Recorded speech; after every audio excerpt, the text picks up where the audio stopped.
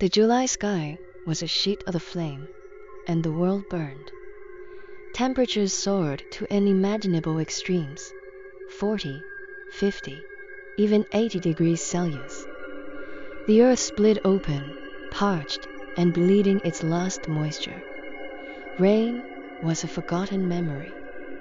My family ventured out into this inferno, desperate to find shelter from the relentless heat. But what we found was a different kind of hell. The cruel rejection and bullying from my grandparents and uncle's family. My father and I were treated like worthless objects, traded like livestock to the neighbors next door as provisions. I remember the cold glint of the neighbor's blade hovering over my skin, the promise of spilled blood, but then a sound cut through the haze. A news broadcast drifting from another room like a voice from another world. I startled awake. My mother was beside me, complaining about the cursed weather, already suggesting we let my grandparents and uncle's family move in with us. The familiarity of it hit me like a physical blow, a nightmare on replay. But then, my father's furious shout cut her off. I stared at him. Did he remember too? Was he, like me, living with the memories of a past life? Right then, stopping my mother was all that mattered. I quickly objected, saying my adult cousins would make living together awkward. But my mother exploded, calling me pretentious. My father didn't hesitate. He threatened divorce. The house erupted into chaos. Seizing the moment, my father grabbed my hand and we ran. We didn't stop until we were somewhere quiet and alone. Tears I didn't even know I was holding back streamed down my face. My father held me, his voice thick with pain and guilt. "I'm sorry," he whispered, promising me he would never let them hurt us again. We made a plan. My parents would divorce. We would disappear. First, we bought lottery tickets, a wild gamble that somehow paid off. Then we found it, a villa in the suburbs with a massive basement, far from the mountains, nestled by a still lake, a paradise in the apocalypse. While my father hired renovators, I became a whirlwind of preparation.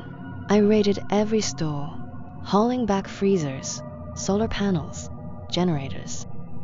I filled half the basement with coal, stoves, and countless bottles of water, food, medicine, supplies, anything we could possibly need. I bought it all. We worked until my mother's angry call summoned us back. We couldn't cut ties yet, not before the true crisis began. We returned to a tense meal. My mother's rage was a living thing. She accused me of scheming, of being a wedge in the family. She cried, claiming she was the real outsider. My father and I just watched, our appetites gone. We knew we had to leave before her desperation got us killed. Later, my uncle called. I hung up without a word. My mother snatched the phone back, and I heard his yelling through the receiver. Enraged, I threw the phone. Why should I listen to him curse at me? My mother's slap caught me by surprise, but my father was faster. He threw her out of the house like she was nothing. Outside, she pounded on the door, her cries sharp in the night air. We sat inside, silent and still. Then the lottery numbers flashed on TV. We'd won. I looked at the door, where my mother had finally given up and left. "We have to go now," I told my father. "She'll call them." We packed in a frenzy. As we opened the door, our neighbor stood there, curious. My blood ran cold. I remembered him in another life. It was his blade that drained me. My father calmly said we were just a couple going for a drive to cool off. The neighbor tried to pry further. but I quickly offered him a deal. If anything interesting happens around here, especially arguments, record it and send it to me. The juicier, the better the reward. His eyes lit up with greed. He agreed, smiling, and let us go. In the car, my father asked why I'd been so generous to him. I smiled. With my uncle's temper, if he sees that neighbor filming, he'll lose it. By the next morning, the temperature had shot to 49 degrees Celsius. By noon, it was 55 degrees Celsius. After cashing the lottery ticket, my father had the renovation team work around the clock. Our new home became a fortress, a vault-like door, triple-layer bulletproof glass, electric fencing coiled around the courtyard walls like a venomous snake. I kept busy too, stocking up online and offline, buying iPads, downloading endless movies, shows, and books. I wasn't going to be bored during the end of the world. A month passed in a blur. Temperatures climbed past 70 degrees Celsius. Global death counts rose. But inside our fortress, we were safe, prepared. Meanwhile, my mother lived comfortably with my uncle's family in our old home. From the videos the neighbors sent, we saw her happily serving them. They spent their days criticizing us, completely unaware of the hell descending outside. On a day scorching past 70 degrees Celsius, my mother called. There was still a hint of arrogance in her voice. She told me not to upset her husband and asked us to bring supplies when we returned. I laughed coldly. Even if I have food, it's only for Dad and me. Can't your precious brother's family find their own? My uncle's furious roar echoed through the phone before I hung up. Soon, the neighbor sent another video. Raged by my words, my uncle's family had shoved my mother. Her head hit the corner of the table. Blood soaked the floor dot. According to the neighbor, she was unconscious for 2 days. My grandmother called, urging us to return, but I knew it was an act. I hung up repeatedly. When my mother called again, her voice was weak, apologetic. She begged to find us.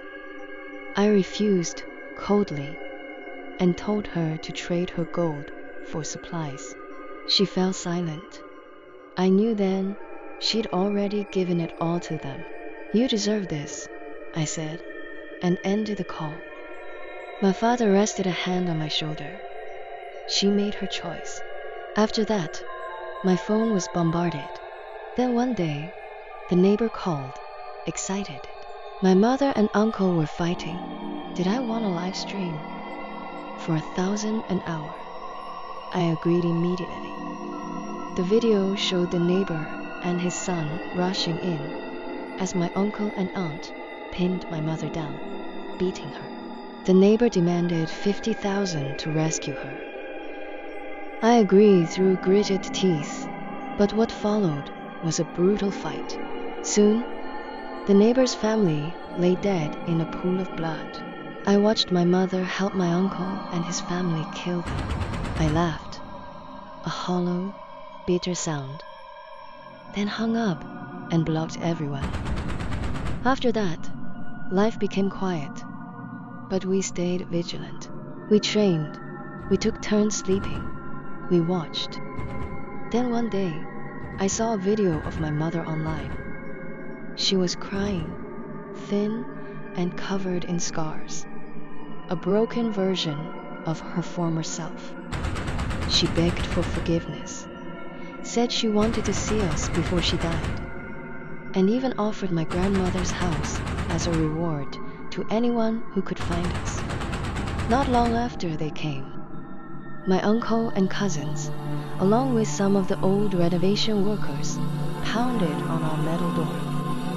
My mother shrieked beside them, calling us calculating and cruel. My cousins tried to climb the electric fence. They were thrown back, convulsing. They tried ramming the door with a car. They tried setting it on fire, but the door stood firm, unbreakable. In a final rage, my uncle held a knife to my mother's throat, threatening us. I didn't hesitate. I raised the crossbow, aimed, and fired. The arrow struck true, right between his eyes. He fell. The workers fled in terror.